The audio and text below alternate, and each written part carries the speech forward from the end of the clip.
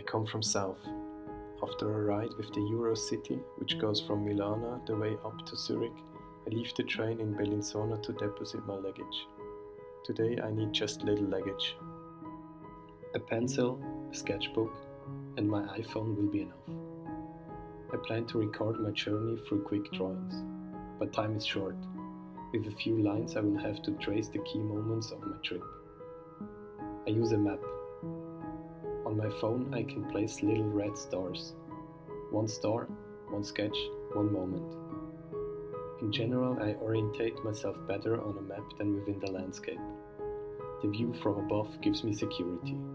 Neither mountain, nor forest, nor town obscures my view. However, the view on the map is deceptive. If I do not pay attention, I lose the relation to my environment. I take the S20 to Castione Arbedo. A grey morning mist lies over the station. It is 9:20. I feel the rain on my coat. From here, I will walk to Bellinzona and hopefully I will arrive at Giubiasca by evening. Shortly after I start walking, I cross the highway for the first time. I'm in the middle of an unimposing junction. Coming from south by car, you have to decide at this point whether you take the fast way over the Gotthard axis or you travel along the twisting route over the San Bernardino. The railway line goes through here as well. However, it is not just traffic that changes direction on this point. It is also the place where the Mosa flows into the Fiume Ticino. After a short walk, my path leads to the main road. Turning west, I cross again the Fiume Ticino and the highway. Now I'm on the west side of the valley. The small village is called Gorduno. While I am walking through a quarter of single-family dwellings with some green areas, the big sound protection panels draw my attention. Acoustically, they make the motorway less noticeable, but visually these barriers are omnipresent. How can I go back to the other side of the valley?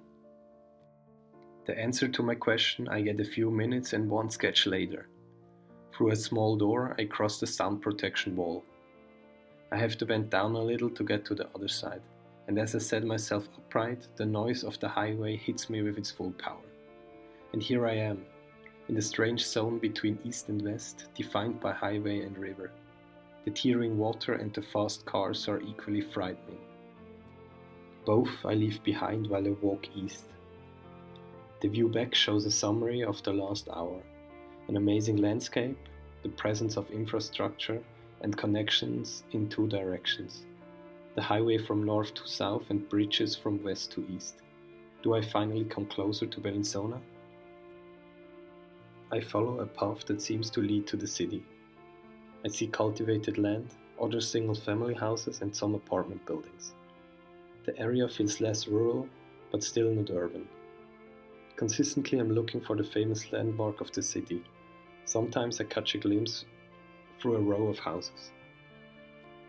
At lunchtime I arrive at Bellinzona station. In addition to the motorway and the river, the railway is the third element that cuts Bellinzona's east-west connection. In fact, the station is not only the gateway through the south, but also generates a connection between east and west. After a short walk through the old city center, I reached a place which was indeed the gateway to the south over hundreds of years, the impressive construction of the Castel Grande. My sketch shows two entrances. One leads through the old city wall up to the castle, the other through a modern concrete object down to the parking underneath the square. The strategic importance of the city has changed several times since its existence. However, it was not only the result of the transport political situation, but of the topographical conditions which led to the erection of such a fortification. A natural ridge is formed by a huge rock. It extends far from the eastern side from the Monte San Antonio into the valley bottom. It leaves only two passages open, an eastern one where the settlement of the town was formed in the Middle Ages, and the western one through which the unpredictable floods of the Fiume Ticino ran towards the Lago Maggiore. The Italian artist Silvano Vilardi shows us in his painting Splendid Reminiscences how the Castel Grande could have looked in the Middle Ages. I would like to draw attention not only to the harsh environmental conditions of this time within the Mogadino Plain. Particularly, I'm impressed by the idea that at that time there was an architectural element that brought the entire valley together, spreading from the very east to the very west. After leaving the Murata of the Castel Grande, my path leads a short distance north. There I walk on a long bridge, leading above the Bagno Pubblico and bringing me further west to the bank of the Fiume Ticino. After a quick lunch, I walk along the dam next to the river. With this dam, the Ticino was tamed and the land around became inhabitable. Between me and the riverbank, tall trees are growing. I see some fireplaces. In the yellow grass, smaller and bigger objects lying around. Playing equipment for children.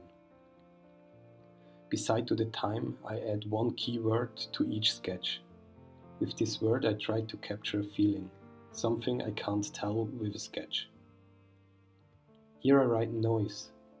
The river and the highway are so noisy, it seems if one is trying to be louder than the other.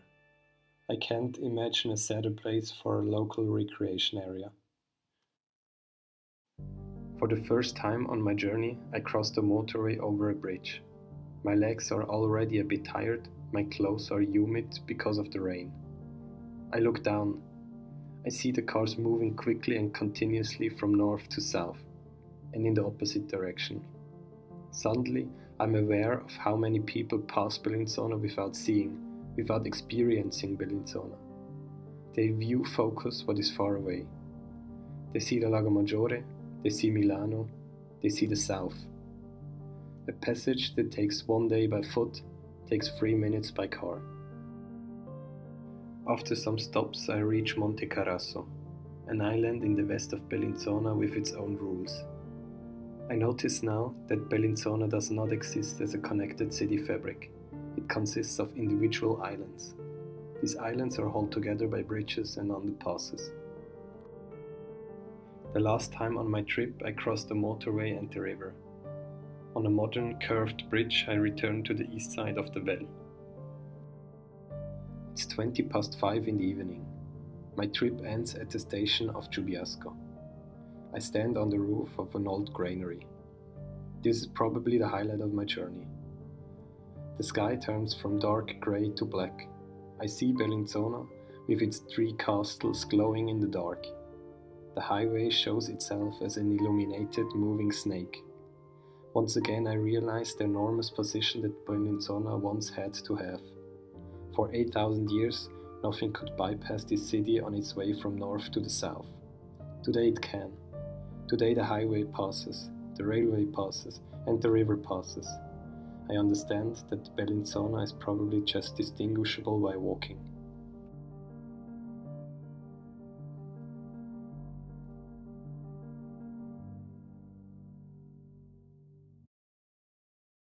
So what is the new Bellinzona?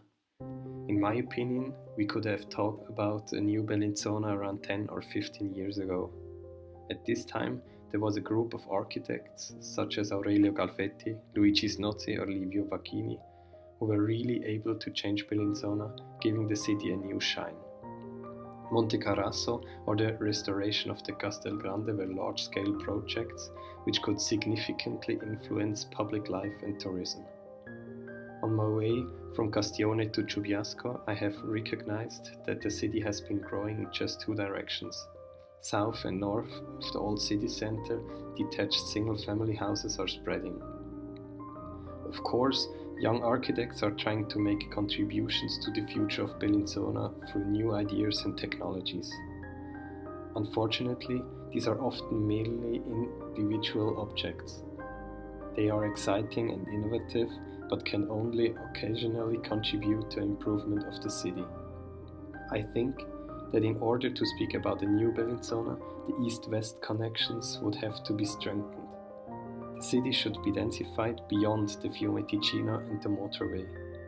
For the future of Bellinzona, we must think on a larger scale. Could Ghilardi's painting be a starting point?